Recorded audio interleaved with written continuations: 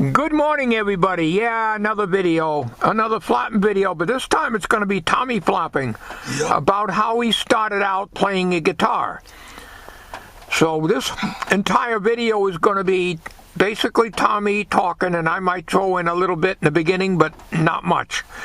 You know me, when I get started talking, I can't stop. Okay, Tom, are you ready to make the video about how you started out playing the guitar, what year it was, and everything else? Are you ready? Yeah. Okay. Good morning, guys. And gals. And gals. Like to talk about how I started playing the guitar, in case you all are interested. I'm sure a lot of you are. Well, I started playing guitar in 1995. And that's when my dad bought his guitar. Yeah, Fender. $200. And took guitar lessons. $25 for a half hour. And you didn't get... And got nowhere. Got nowhere with it. Okay, and so what kind of guitar did you have in the beginning, Tom? I think it was a harmony guitar I got for my 13th birthday. Yeah, but, okay, but when you were real little, when you first started out in 95, you had a little plastic guitar, didn't you? Yeah. Real toy, basically. Toy, really. Yeah. So, your first guitar was what, a harmony? Yeah. It was a kid's guitar. It didn't stay in tune good at all. No. And in the beginning, we did horsing around a lot, like the video you saw. Only it was in the beginning in 1995 when I was trying to play guitar, and you were playing your plastic toy guitar, and we did cornball, so-called skits. Yeah. And you know, I would try to sing, and you would sing along, and you know. Yeah. Back in those days, well, you were small for your age, so back in 95, you looked you were much smaller than the average kid at that age. In 1995, how old were you in 95? I got to count on my fingers. You were born in 87, right? Yeah. 87, 97. I think 9 or 10, I think. Yeah, somewhere, yeah. I can't figure. I got to count on my fingers. I'm sorry, I'm dumb in math. Okay, Tom, so... I took guitar lessons, and then I was singing songs and trying to do chords, and I'd make my own songs up and stuff off the top of my head and stuff, and you would sing along. Yeah. Okay. So, when you got the harmony, do you remember what year you got the harmony guitar? Might have been 2001, because my 13th birthday I got that. Okay, the harmony. Yeah. And it was okay, but wasn't that the one that got broken and we had to repair it? I think so, yeah. Yeah, but it never stayed in tune anyways. Yeah. Okay, so you were self-taught, right? Yeah. In other words, I was playing and I couldn't master the chords, but all of a sudden you started playing and start getting some chords in there, which, you know, and got a little tune going, so to speak, and I couldn't even do that. We met Ray Greenwood in 2004, was it? Yeah, WNLC. That WNLC jam session, that's on YouTube. And at that time, for a short while, you were in Rap Crap. Yeah. I was. Yeah, and then when there was a stabbing at the high school, that turned you off on it, because Rap Crap is violence. It's sex and violence glorified in so-called singing. And so-called music. But anyways, you were playing the guitar at that time. At that time, did you have your Fender? Do you remember what year you bought your Fender? 2005. After my Nana died, I bought it with okay, yeah, all right, that's right. Your Grandma died. That was my mom's mom. She died at age 70. And she, before she passed on, she wanted you to get a guitar. So, you know. Got it from Ron's Guitar, which is actually Groton Guitars now. Yeah, in Groton, Connecticut, yeah. And the guitar is a Fender, and that's the one you got now? Yeah. Okay, so you got that in 2005. When you were playing at the WNLC Jams, which was 2004, you played someone else's guitar. Yeah, Wendy's. Okay, you played Wendy's as one of the band members that's no longer, we don't hear from anymore. But anyway, that's beside the point. So you got up there and you started playing. Yeah. And strumming along, basically rhythm guitar. Yeah. Right? Yeah. Okay. I didn't know. Along with Ray Greenwood, and that's the first time I and you and I have met Ray Greenwood and his wife Lorraine. Was at the WNLC jam session, along with Joe Lego was there. It was a whole group of people that were playing guitar at Cousin Johnny's WNLC country music jam session, I guess you'd call it, at the WNLC studios in New London. So at that time then, Ray was kind of like a mentor to you, right? Yeah. Okay. Now, you basically were able to pick up the guitar pretty good. I could not do it. I basically taught myself, but I also learned from guitar teaching videos, VHS tapes. Yeah. And then, how to play the guitar and stuff like that on that. Yeah. And then we got to be good friends with Ray Greenwood and his wife Lorraine. Sadly, she passed on a few years ago. And since then, we have not heard from Ray anymore. We call him every once in a while, and he just don't. Of course, with the COVID thing, we can't get him over the house anyways. Now that that's over, still, he's just like, things have changed. We just don't hear from him anymore. But anyways, and he's in his 80s now. Anyways. Probably about, how old do you think Ray is now? 82. 82? Yeah, okay. All right. So, he basically, when he came over to the house, after a while, he used to come at the house every week, usually on a Tuesday, him and Lorraine, and would sit in the kitchen and jam. Yeah. And he'd teach you a lot of chords and how to play them. Yeah. And are you able to do, I know he was trying to get you to do the minor chords. Were you able to do the minors on some of the songs? Some of them, yeah. Yeah, those are hard. I can't even do the major chords. I could never do the B. Never can do the F. That was totally impossible for me to do. You didn't have any problem with the F chord, right? No. And what about the B chord? I can do that one too. Okay. I can only do, well, I can't do any now because I haven't played in years and years, if you can call it play. It's picking. The only thing good I'm picking at is my nose.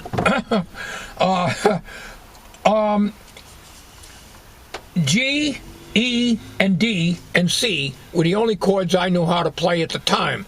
And when I was playing, as I mentioned on a video, I never knew what chord I could go into next.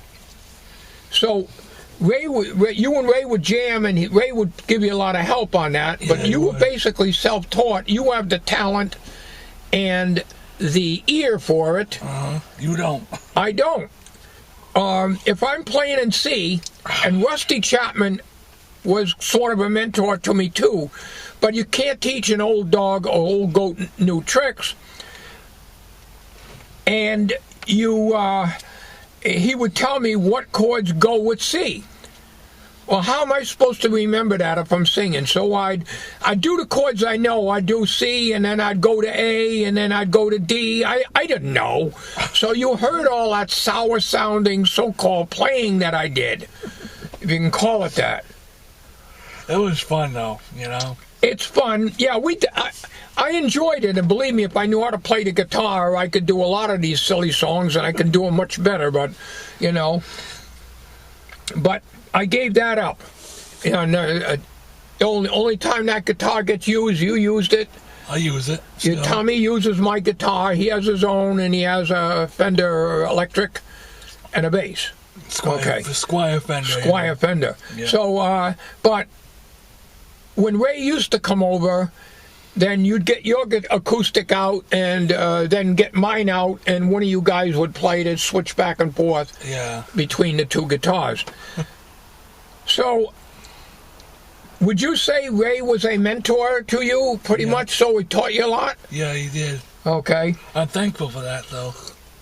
And you were able to play, because that garage jam, which took place in, what was that, 2005? 2004. 2004, in the jam session. That's in the wintertime. You had a beanie hat on. It was cold in that shed, in that garage. And you were basically playing rhythm, but you wanted to get up there and sing, and you weren't quite ready for that yet. Yeah. But we have videos of you getting up there and sing. By the way, Folsom Prison Blue got a copyright match on it. But yet, I've got that Folsom Prison Blues by Ray on other videos on my channel and never got hit on it. So, it's very aggravating. There's going to be a video of New Hampshire coming up, and this video is not about me. That took me 3 hours to render and came out 5 gigs. I had to do it overnight, of New Hampshire. It's a 45-minute video, and it was at Clark's Trading Post, and the Heritage, which is unfortunately no longer there, because they got some kind of aquarium thing there. I don't know why they'd want that in the middle of the mountains.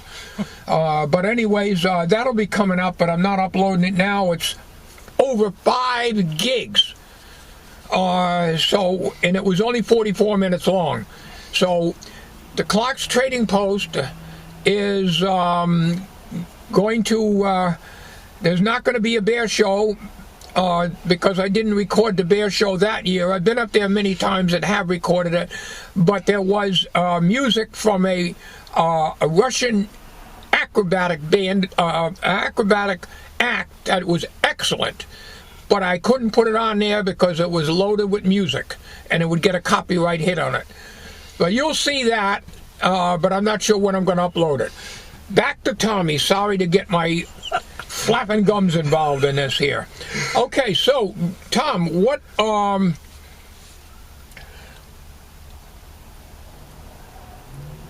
when you were going to school, you won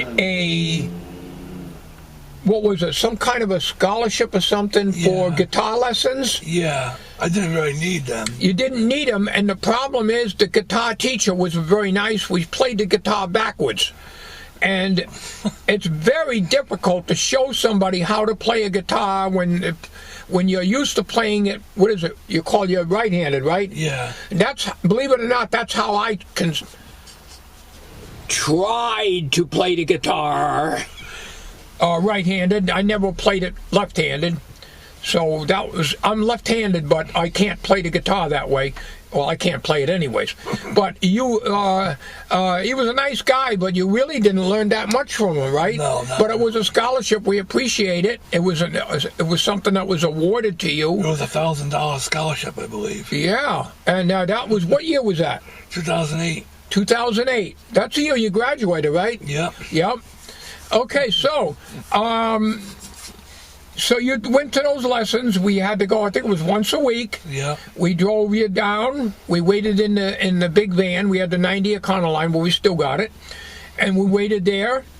But the guy was left-handed. Yeah. So you really didn't learn too much from him because, and did he do country at all? Very little. Yeah, that's the problem. You get a teacher that doesn't know country. we're country boys. You can tell by the videos we got. We don't go for this modern crap. Nothing wrong with the modern songs. It's just that that's not what we do. So we play the real country. Well, I can't play. Tommy does. I listen to the real country. Every once in a while, I think of a song to do. I get the camera out and the tripod out and set it up and do it. Right. And the problem is, you have written a lot of songs. Yeah. Like I Know How Beautiful You Are. These are all copyrighted. I got some new songs I wrote, but I gotta get them copyrighted. Yep.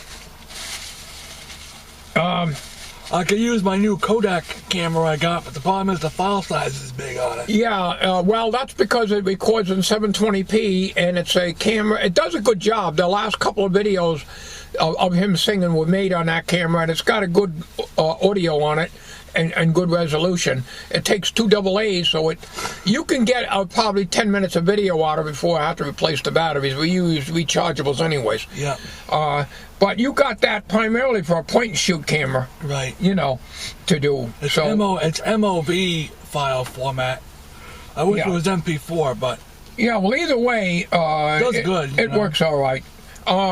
So, it's hard to do when you're doing somebody else's song because YouTube copyright Nazis will hit you for copyright things, although the ones that we got, like on Folsom Prison Blues on that garage jam session that Ray was playing, is another match and not a strike. And of course I don't monetize, and if I did I wouldn't get that, but I don't believe in monetizing anyway. It's only pennies and it's not worth the aggravation. So anyways, I played I took lessons for a short while, $25 for half an hour.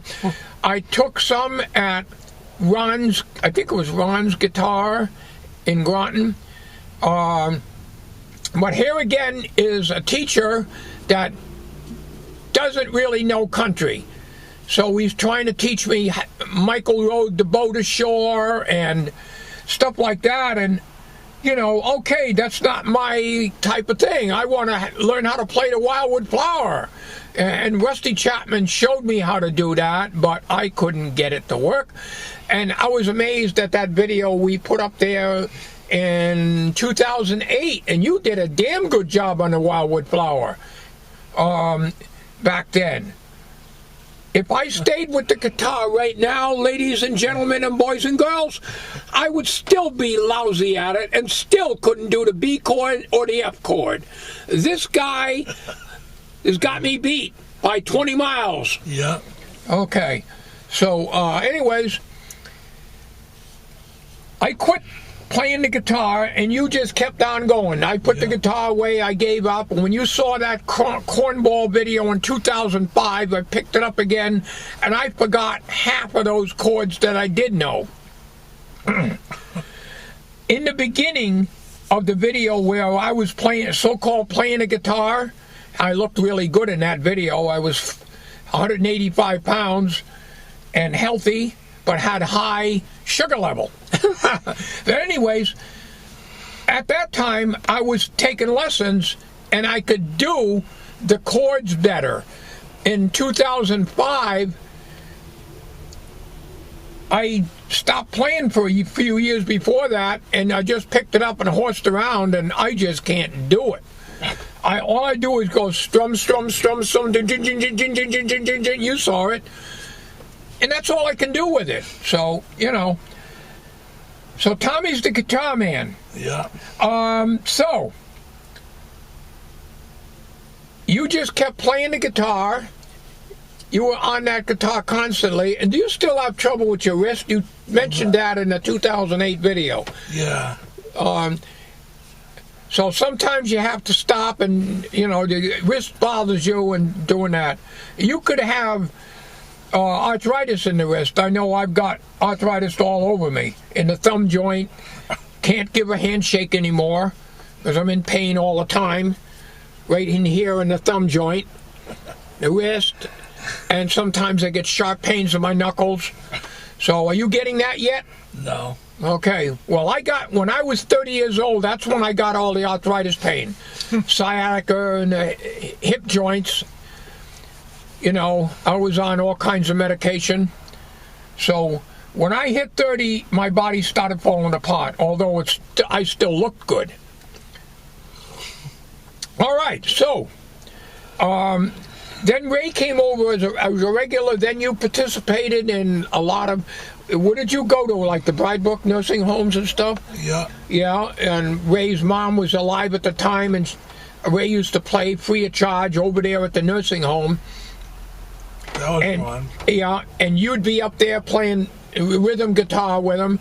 Ray is a lead guitar player, as you probably know, and he has a lot of arthritis in his hands too. He's told me that, and he can't do what he used to do. He is excellent, but I heard him back in the late 80s. But I didn't know him at the time. He used to play at a bar. I don't drink, but I did go in the bar and order the Coke. And Ray was playing there. He was a lead guitar, and that guy could play. I would nurse a Coke for a good long time, and had my recordings, my Sony TC55 cassette deck on the table with a Coke in front of me and recording the band with the entire band, and I had to get out of there because the place was choking me with the damn idiotic smokers that were in there. So back then you could smoke in the bars. So, it's aggravating because I want to listen to country music. I don't want to have to go to a bar and get smoked up and all the drunks around me. Yeah, anyway, you had Gene Johnson playing. Gene Johnson, yes. He was the one that he did a lot of good songs. I have him in backgrounds on some of my deck painting videos and stuff. You look back on them. And Ray was the lead guitar player for some of the bands that were up there at Peter X Morosky. He's long dead now. He used to be up there and picking guitar too. So, anyways, Tom, right now there's no local shows. No, we don't see Ray anymore, basically. No. With the COVID thing, we haven't seen him anyways. Now that that's over, don't think we're going to see him because he had his 82nd birthday and we heard nothing from him. So I don't know what the story is on that. Last year we went to it before the COVID started, but we didn't. He had his birthday and we heard nothing from him. So he's kind of like a stranger to us now. I consider him a very good friend, but when he lost his wife, and because of that, he's changed a lot. And I can't really blame him, and he's busy with the farm.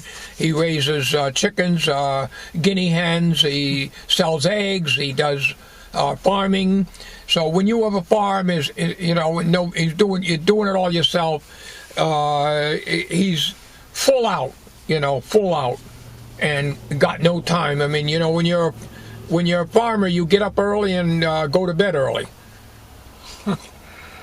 And when he used to come to the house, he would get around 9 o'clock. He says, "Well, what do you say? We got to get going. Got work to do in the morning." So, we'd leave at 9 p.m. So, Come at 7 and leave at 9. Yeah, I would stay a couple hours and pick and jam. We missed them. They're on video. They're on YouTube. But there's nothing new. So you're at least staying with it. You watch a lot of videos, a lot of YouTube videos, and we like myself, like father, like son, like the traditional country music. You want something that sounds like country, not something that sounds like a pop music with wearing a cowboy hat and cowboy boots. That don't make you a country singer, I'm supposed to jam with a friend of mine, but it's not going to be for YouTube. No, a lot of the people don't want to be on YouTube. We respect that, and if we do something and they don't want to be on YouTube, I can understand that, and you'll never see that on YouTube. But Ray never had a problem with it. There was one problem where we did it with the last jam session, which was a few years back. I put it on YouTube, but I had to take it down because it was distorted. The camera overloaded. The ZE-1. Yeah, it was a Kodak ZE-1. And that happens to be when Ray was playing full blast. Sometimes Ray gets, he had the bass over there, because this last jam session, the old one, was just the guitar and the guitars, and that's it. There was no bass or anything else. And the one we did with the ZE-1, Ray asked me if I would take it down. It was distorted. The camera overloaded. In spite of having a microphone gain on the ZE-1 in the menu, it does nothing. You could turn it all the way down and it wouldn't do a bit of good.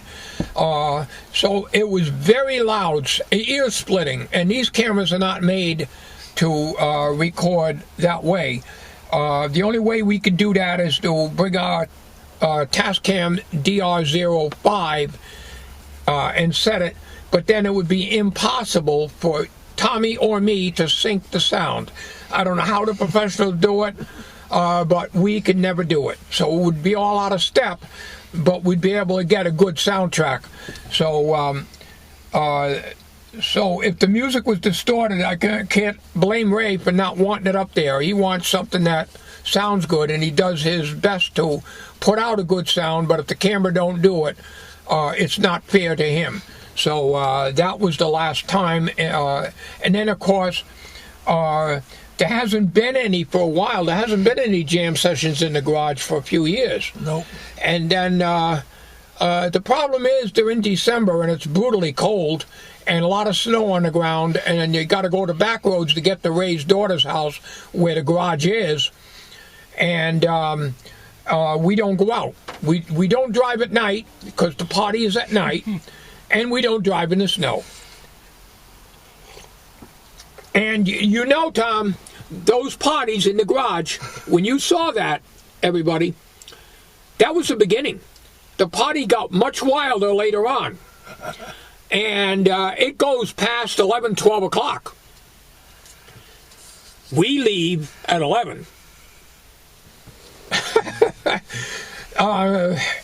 I'm an early riser, and I get tired and sleepy, and I don't drive at night anyways. So the best thing to do is get a camcorder that has a manual audio level control, but those are expensive. But you see, here's the situation. Those are expensive. I know, they're very high priced. They're rich man's commodity. Here's the situation, and I keep telling you this. Gone are the real country music bands. There aren't any anymore. Not in this area. Not in Connecticut that I know of.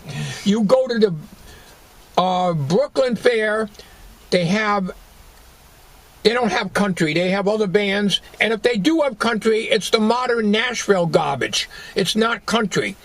When you go to the Woodstock Fair, the bands that they have, the so-called country, start at 6:37 at night. I'm long gone having supper at home by then, because I go to the fair early in the morning and I leave about 1, 2 o'clock in the afternoon. But those are Nashville stuff, not country. They call it country, it's not. So, gone are the days when you and I used to go to fairs and watch a country music band. Yeah. So why buy, even if we could afford it, a professional video camera for music when you can't find anything good to listen to? And not only that, we would not be allowed to put it on YouTube because of the copyright Nazis. So that's the situation. There's a lot of videos, like I say, in the New Hampshire one that's going to be coming up. I don't know exactly when. there's a lot of it that's taken out because there's music playing that will only get me in a problem with the copyright Nazis, with the copyright matches. It sounds like your coffee's done and mine is almost done.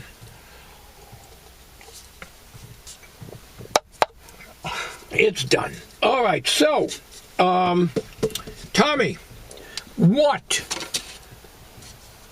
do you think we can do for future videos of you playing guitar? You see, you can't do... Every time we try to do someone's song, you try to do a Merle Haggard song, you try to do a Hank Williams song, you try to do this one or that one, and we do only country anyways, as you said. We got to worry about the copyright. And most of the time, every once in a while, one will get through, not a problem. And that's, for that reason, a lot of the songs I put up there, like Donna Darlene and Nashville, the Wheeling stuff, doesn't seem to get any hits. But if we do a song like, like a $100 Funeral or, Give My Love to Rose, stuff like that, you get hit with copyright because those are well-known songs. You try to do anything, you can't do anything by Willie Nelson, because you're going to get a copyright hit. So, you're limited to what you can do. True, yeah. So... I enjoy doing them, though. Yeah. So the problem is, even though we never got a copyright strike, we did get a lot of copyright matches. And, like I mentioned before, what happens if we get a whole bunch of them? What's going to happen then? How a lot of people can do the songs and don't seem to get a hit. I don't know. There's a lot of people out there that do other people's songs, and their channels are still up, and they don't seem to have any copyright strikes. Maybe they get matches and just go on with it. I don't know. Somebody that does a lot of other people's songs maybe be able to answer that question. So there's only so many songs you can write, and you haven't written any lately. No. So with that in mind, when we do get a song, we'll put it up there. Yeah. So that's about it, I guess. I think we covered the history of how you started out. Yeah. It's like Ray said, you got the talent and the ear for it, and it's a talent playing a guitar. Very few people can pick up a guitar and just start learning. I'm going to get it on me just a little bit here before we end it here. I had gone to teachers, two different teachers, and neither one of them played country. They didn't really know the songs. And they showed me the chords and stuff, and one of my teachers tried to show me. I didn't bring my guitar. He had an electric guitar, but it wasn't going to an amplifier, and he was showing me how to do it. And when you play an electric guitar without an amplifier, you can just hear the strings just a little bit because it's a hard wooden body that's not giving off any sound. So I didn't like that too much. And then he wanted me to play Michael Rode the Boat Ashore. And I went home and, I'm not doing this. I want to play a country song. I want to play Wildwood Flower and stuff like that. But I couldn't do it. Rusty Chapman, which I have on video, I met him many, many years ago. I don't even know if he's still around. He was in his 70s at the time.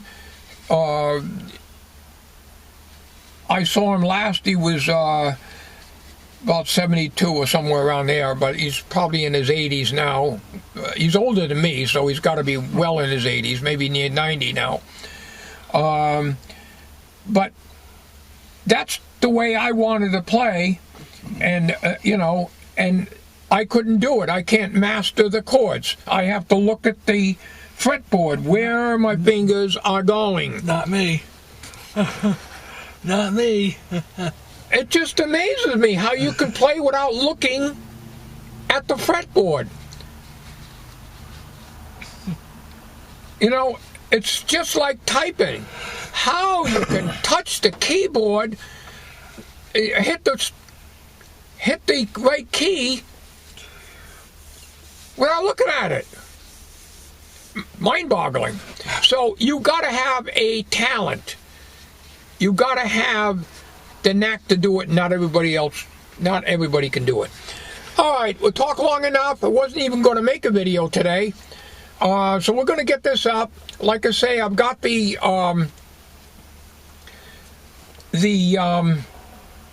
New Hampshire video, and the only reason I'm making this is DK and his wife are planning to go up to the Franconia Notch and the New Hampshire in the White Mountains in July.